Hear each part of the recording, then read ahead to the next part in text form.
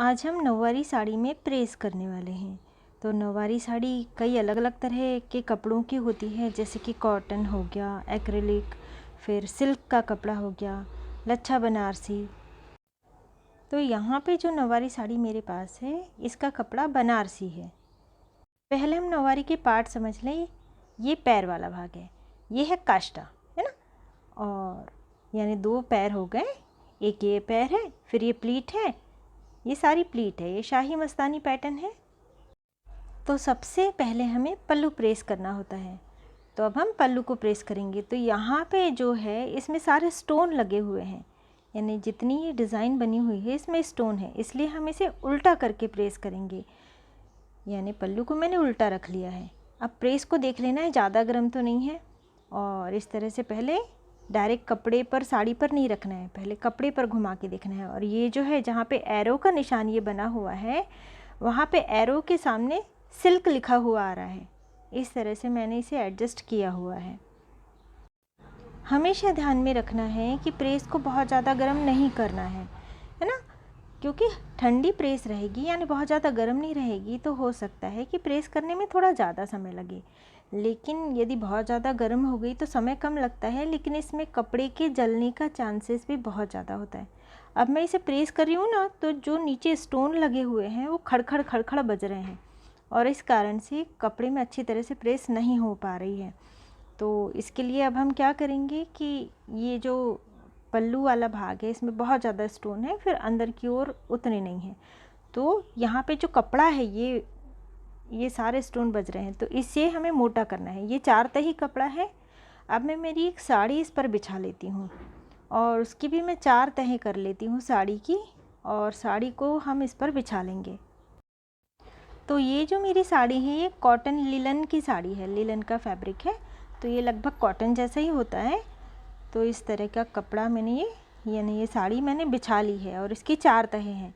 तो नीचे का जो कपड़ा था इसकी भी 4 तहें थी, और इसकी भी 4 तहें, यानी ये जो कपड़ा है अब ये मोटा हो गया है। तो मोटा कपड़ा होने के कारण क्या होगा कि जो स्टोन जो खड़खड़ खड़खड़ बज रहे थे, और जिसके कारण हम अच्छी तरह से प्रेस नहीं कर पा रहे थे, अब ये नहीं होगा। और अब पल्लू को फिर से उल्टा बिछाया है मैंने, यानी बॉर्डर डिज़ाइन जो कुछ भी है सब उल्टा है। अब फिर से जब भी प्रेस को रखना है तो पहले नीचे के कपड़े पे प्रेस करना है, यानी टेबल के कपड़े पे प्रेस करना है।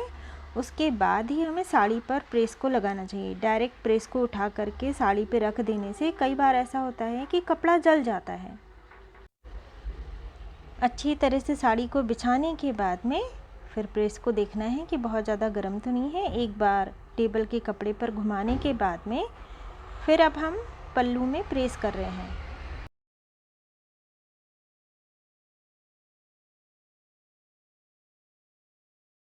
एक नौवारी साड़ी में अच्छी तरह से सावधानी से धीरे धीरे प्रेस करने पर लगभग 20 मिनट तो लग ही जाते हैं। अब यहाँ पे जो पल्लू वाला भाग है ना, उसमें जो कंधे पर पल्लू फिक्स होता है वहाँ पे सिलाई लगी हुई है, इसलिए पल्लू को हम इस तरह से प्रेस कर रहे हैं, एक एक प्लीट को लेते हुए फिर प्रेस कर रहे हैं। और इस तरह से कपड़े को अच्छी तरह से फैला लेना है और प्रेस कर लेना है।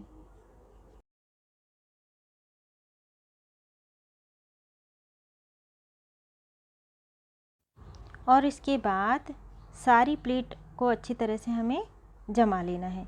यानी ये जो पल्लू है ना बिल्कुल सीधा नहीं लिया हुआ है, जहाँ पे सिलाई लगी हुई है, यानी बिल्कुल नीचे वाला जो सिरा है बिल्कुल सीधा नहीं है, ये सारे टसल्स ऊपर नीचे हो, इस तरह से ये पल्लू लिया हुआ है, यानी कि ये हल्का सा क्रॉस में है। और इसी तरह से पल्लू लिया हुआ ज़्यादा सुंदर भी दिखता है। अब ये सारी प्लेट अच्छी तरह से हमने जमा ली है, और जो उल्टी वाली बॉर्डर है ना, एक और सीधी बॉर्डर आएगी, एक और उल्टी है, तो ये उल्टी वाली बॉर्डर में अच्छी तरह से इस तरह से हल्की हल्की सी प्रेस को घुमा लेना है। और इसी तरह से फिर एक एक प्लेट को हटाते हुए फिर हमें प्रेस कर लेनी है, हल्की हल्की हर एक तह में हमें प्रेस लगा लेनी है।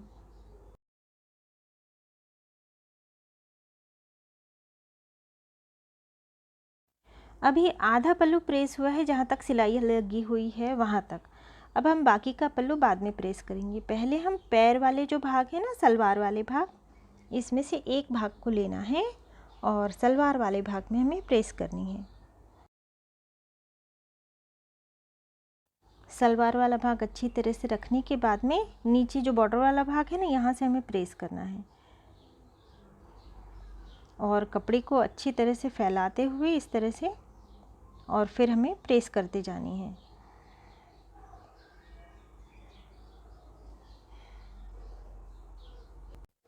आप देख सकते हैं कि प्रेस करने में थोड़ा ज़्यादा समय लग रहा है ना, क्योंकि प्रेस बहुत ज़्यादा गर्म नहीं है, लेकिन हमें ऐसे ही प्रेस रखनी है क्योंकि कई बार बहुत ज़्यादा गर्म होने से कपड़ा जल भी सकता है।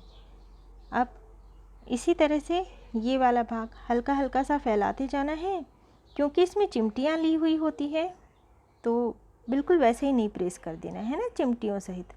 इस तरह से हल्का हल्का फैलाना है और प्रेस करते जाना है।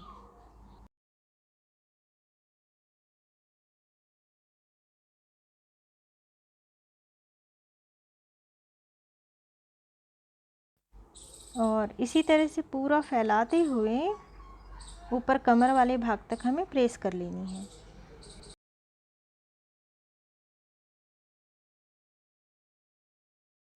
और फिर जो बॉर्डर वाला भाग है इस पर भी हमें प्रेस कर लेनी है।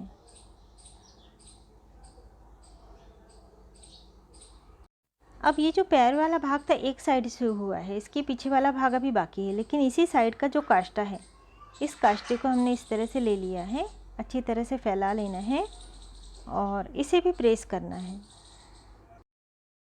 पहले बॉर्डर वाला भाग प्रेस कर लेना है, जहाँ तक ये सिलाई में जुड़ा हुआ है ना बॉर्डर वाला भाग, वहाँ तक हमें इसे प्रेस कर लेना है। और इसके बाद में फिर जो कपड़ा है काष्टे का उसमें भी हमें प्रेस करना है। अभी यहाँ तक जुड़ा हुआ है बॉर्डर। अब ये जो कपड़ा है काष्टे का, इसमें भी हमें प्रेस कर लेनी है। इसमें भी चिमटियाँ लगी हुई होती हैं, तो कपड़े को फैला फैला करके इसे अच्छी तरह से प्रेस करना है। अब जो सलवार का सामने वाला भाग प्रेस हो गया था, उसी का पीछे वाला भाग भी हमें प्रेस कर लेना है, यानी ये वाला भाग।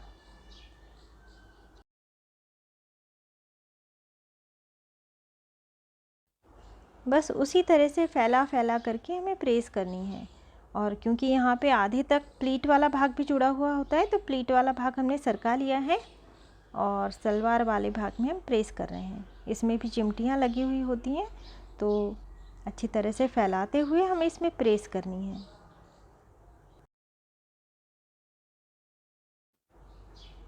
चिमटियाँ होने के कारण इसे हमें अच्छी तरह से फैला फैला करके फिर धीरे धीरे प्रेस करनी है। और इसी तरह से बिल्कुल बॉटम तक, यानी पैर का जो निचला हिस्सा है वहाँ की जो बॉर्डर है वहाँ तक हमें इसे प्रेस कर लेना है।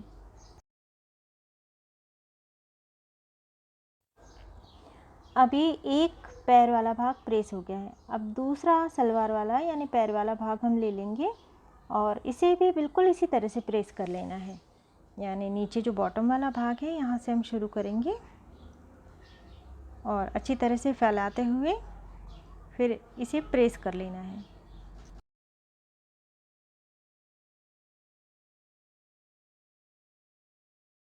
और फिर जब सामने वाला भाग प्रेस हो गया, तो अब इसका ये पीछे वाला भाग इस तरह से पलटा लेना है और यहाँ पर भी प्रेस कर लेना है।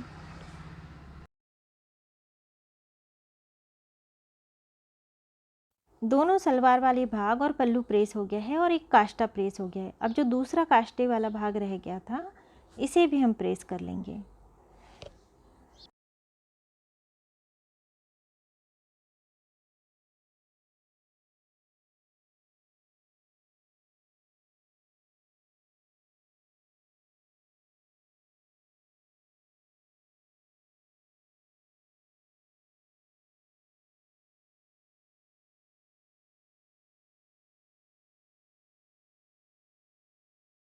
अब इतना भाग प्रेस होने के बाद में जो काष्टे वाली दोनों बॉर्डर जुड़ी हुई है, तो ये जुड़ी हुई दोनों बॉर्डर पर भी हमें हल्की सी प्रेस घुमा लेनी है, क्योंकि जहाँ तक बॉर्डर अलग अलग थी वहाँ तक तो प्रेस हो चुकी है, लेकिन ये जो बॉर्डर जुड़ी हुई है इस पर भी हमें प्रेस कर लेनी है। अब रह गया हमारा प्लीट वाला भाग।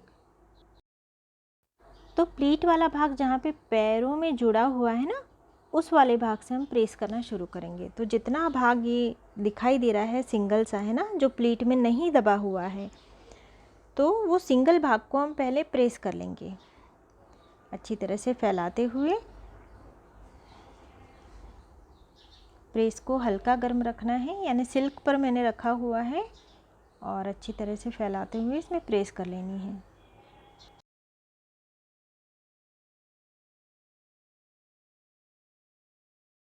और इसके बाद यदि प्लीट बिखर गई है तो अच्छी तरह से इसे सीधा कर लेना है। कई बार जो किनार है मुड़ जाती है प्लीट की, तो अच्छी तरह से इसे सेट कर लेना है। पहले सारी किनार जो मुड़ चुकी है उसे सीधा कर लेना है, और इसके बाद में हमें इस पर प्रेस करनी है। पहले ऊपर से नीचे तक केवल बॉर्डर वाला जो हिस्सा है ना, इसमें हमने प्रेस की, और अब सभी प्लीट वाले जो भाग है ना, एक एक प्लीट को हटाते हुए भी हम इसमें इस तरह से प्रेस घुमा लेंगे।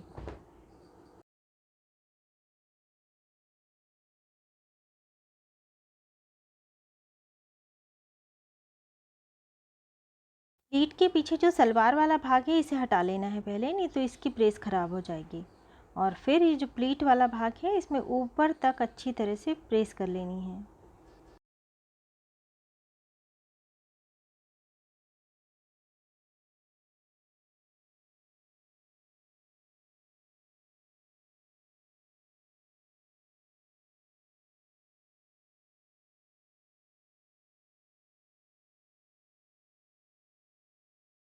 और अभी नौवारी साड़ी प्रेस हो चुकी है, सामने वाला भाग, प्लीट वाला भाग। और अब हम पलटा कर भी देख लेते हैं। और ये नौवारी साड़ी का पीछे वाला यानी काष्टे वाला भाग। अब जो काष्टे से लेकर पल्लू में जहाँ पे सिलाई लगी हुई है, इतना भाग हमारा बाकी है प्रेस का। तो यहाँ पे स्टोन लगे हुए हैं, यानी जहाँ तक बूटियाँ बनी हुई है वहाँ तक स्टोन है, और फिर स्टोन नहीं है प्लेन वाले भाग में। तो यहाँ पे भी हम प्रेस कर लेते हैं। तो साड़ी को मैंने उल्टा रखा है क्योंकि स्टोन लगे हुए हैं। तो जिस भाग में स्टोन लगे हुए हैं उतने ही भाग में अभी हम प्रेस कर लेते हैं। अच्छी तरह से फैला लेना है। यदि कंधी वाले भाग में हाथ के टाके लगे हुए हो ना, तो आप इसे खोल सकते हो, और खोलने के बाद में अच्छी तरह से प्रेस करने के बाद में फिर से सेट कर सकते हो। लेकिन यहाँ पे मशीन की सिलाई लगी हुई है, इसलिए हमें इसी तरह से इसे फैला फैला करके प्रेस करना होगा। अब जितने भाग में स्टोन है यहाँ तक हम इससे साड़ी को उल्टा रख के प्रेस करेंगे, और फिर जो दूसरा भाग है, जो प्लेन वाला भाग थोड़ा दिखाई दे रहा है जिसमें स्टोन नहीं लगे हुए हैं, उसे हम सीधा करके प्रेस कर लेंगे। अब पल्लू को सीधा कर लिया है, और अब यहाँ पे भी हम प्रेस कर लेंगे।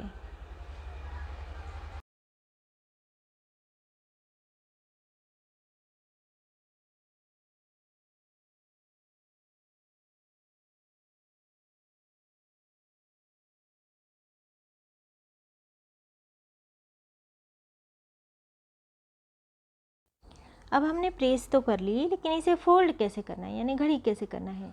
तो प्लीट वाला जो भाग है ना, इसका ये वाला भाग और एक काष्टे के बिल्कुल बीच वाला भाग, ये भाग मिल जाने चाहिए। तो इस तरह से हमने इसे रखा कि प्लीट का ये ख़त्म हो रही है ना जहाँ पे प्लीट, ये वाला भाग यहाँ तक आना चाहिए। कहाँ तक? काष्टे के बीच वाले भाग तक। इस तरह हमने इसे फोल्ड किया और इस तरह से पलटा लिया। अब इसमें पल्लू में क्या है कि सिलाई लगी हुई है, इसलिए हम इसको थोड़ा अलग तरीके से घड़ी करेंगे। सलवार वाले दोनों भाग एक के ऊपर एक हमने रख लिए, और ये जो पल्लू वाला भाग है इसे इस तरह से कमर वाले भाग से लेते हुए, यानी कमर में जो बॉर्डर जुड़ी हुई है ना पल्लू की, उसे इस तरह से लेते हुए हमने इस तरह से रखा, और ये सिलाई वाला भाग कमर पे आ जाना चाहिए।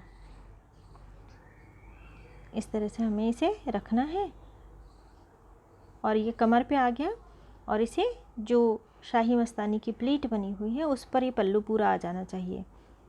तो इससे घड़ी करते समय शाही मस्तानी की प्लीट भी बिखरेगी नहीं। तो ये पल्लू इस तरह से इस पर आ जाना चाहिए। अच्छी तरह से हमें इसे फिर से सेट करके रख लेना है।